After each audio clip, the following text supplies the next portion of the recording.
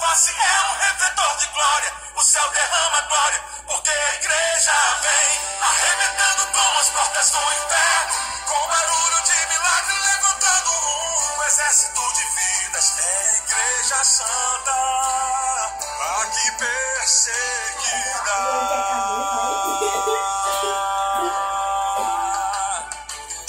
Tentaram acabar com a base da igreja.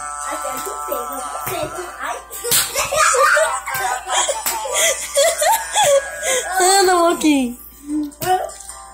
Ela não teria força pra adorar, não haveria missionário em todo lugar. Mas o plano não deu certo. Não, não. Tentaram nos calar, matando alguns irmãos. Mas nada adiantou, surgiram mais cristãos,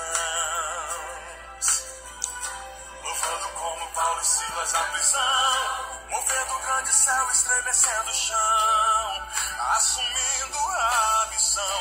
O plano do Senhor é o que prevaleceu. Há quase 2000 anos a igreja só cresceu. Jesus é a cabeça e nos ensina a trabalhar. A base é muito forte, nada pode abalar.